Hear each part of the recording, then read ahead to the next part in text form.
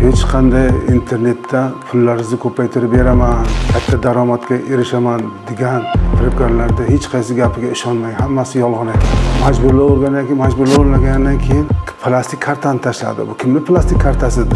Mashinani sotishga majbur bo'ldim. To'xtatdim.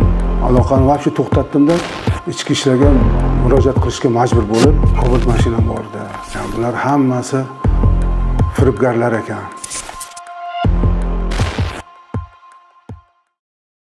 Telegramdan Alisher Usmonovning reklamasi bordiki, har bir O'zbekiston fuqarosiga 6 million, 7 milliondan pul beriladi dedi.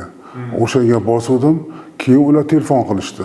Biza Alisher Usmonovning nimasidan bizadi, Aleksandr Anatolievich shunaqa deb tanishtirdi. $20 qo'yishingiz kerak dedi. Ha, $20 qo'yishim mumkin dedi. Paynetga borib 260 ming tashlang dedi. Plastik kartani tashladi. Bu kimning plastik kartasi dedim. Bu bizani litsenziyonni kassirimizni kartasi. Bunga siz so'mda tashlaysiz, sizni so'mingizni konvertatsiya qilib dollarga o'tkazib shotingizga qo'yib qo'yadi. Keyin pulingizni ko'paytirib beramiz dedi. Ular yana telefon qilib qo'ymadi. Vaqti telefonni olmadim.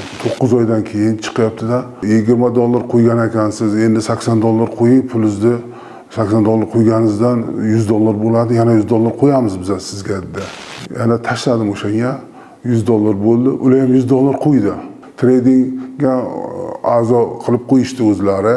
Keyin u shotimiz o'sha yerda ko'rina boshladi. $20 qo'yganimiz, $80 qo'yganimiz $100 bo'ldi. $100 bo'lgandan keyin ular ham $100 qo'ydi, $200 bo'ldi. Dollarning kursi bo'yicha birjaga savdoga kiramiz dedi. Kirib ozgina ko'rsatdi. Mana pulingiz ko'payapti deb ko'rsatdi. Mana ko'rdingiz, pulingiz ko'payapti dedi. $200 qo'ysangiz yana $200 qo'yib beraman dedi. Ko'payganini ko'rib $200 qo'ydim. Ular ham $200 qo'yib berdi. Savdoga yaxshi qatnashyapsiz, biz sizga kredit ajratamiz deb telefon qilyapti. Men bankdanman deb. Men tushunmagan holatda mayli dedim. Imtiyozli kredit ajratgan ekan 10 kunga dedi. Tezroq ishlab pulni ko'paytirishimiz kerak dedi. $4,000 10 kunning ichiga 8 ming, 10 ming qilib ko'paytirib berdi. Boyagi $4,000 endi shaxsiy mablag'laringizdan joyiga qo'yasiz dedi. Ha, men ham yordam beraman, hech bo'lmasa yarmini qoplang dedi, yarmini men qoplayman dedi.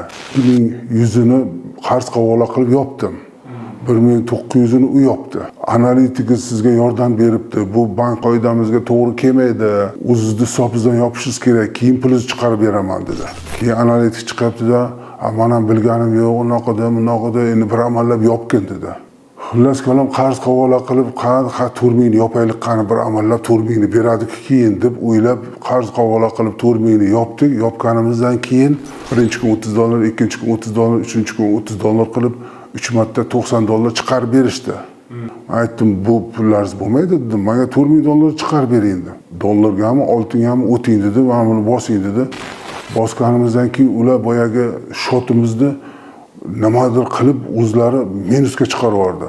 Shot minusga chiqib ketdi. Endi sen yana dedi, shotni qutqarish uchun yana kredit kerak. Senga $10,000 kredit bo'lmasa shotni qutqarib bo'lmaydi deb nima qilib qoldi. Shotni qutqarib qolib endi 10 mingni yana 10 kunga beribdi. 10 kunning ichiga 10 mingni $20,000 qilish kerak deb shotni ko'paytirib xullas kalom bu sepochka hech tugamay ekanda. U 4 mingda endi 10 ming bo'ldi. Endi 10 kunning ichiga boyagi shotimizdagi pul 20 ming, 30 ming dollar bo'lib qoldi. Kredit yopish kerak, собственным способом yanada. Qarz havola qilib, nima bankdan kredit olib bo'lsa ham yopganingdan sirazi $10,000 ham, $4,000 ham shotingdagi hamma pulingni chiqarib beramiz dedi. Aldab shunaqa deganda endi. Men aytdim, xullas kalom bo'lmasa mashinangni sot. Bu deb majburlagandan keyin mashinani sotishga majbur bo'ldim. Cobalt mashinam bordi. Ular aytgan kartalariga tashlab berdim. Pullaring $20,000 oshdi. Boshqa mashina olasan, bu qarzlaringdan ham qutulasan deb yolg'on gaplar bilan odamni ishonchga kirib, ishontirib, shubhalandim, lekin ular yo'q, bizaniki hammasi ishonchli. Mana buxgalteriyadan odamlar ko'rding, kassir litsenziyonni internet orqali o'sha guvohnomani bir marta tekshirtirib ko'rdim. O'shandan keyin ishonmadim ularga. Noqonuniy bu dedi. Litsenziya yuridik faoliyat ko'rsatuvchi tashkilotlarga beriladi. To'xtatdim. Aloqani vaqti to'xtatdimda ichki ishlarga murojaat qilishga majbur bo'lib, hech qanday internetda pullaringizni ko'paytirib beraman, tezda katta daromadga erishaman degan firibgarlarda hech qaysi gapiga ishonmang, hammasi yolg'on ekan. Ijtimoiy tarmoqlarda o'z-o'zidan hech qachon pulni ko'paytirib bermas ekan. Bular hammasi firibgarlar ekan.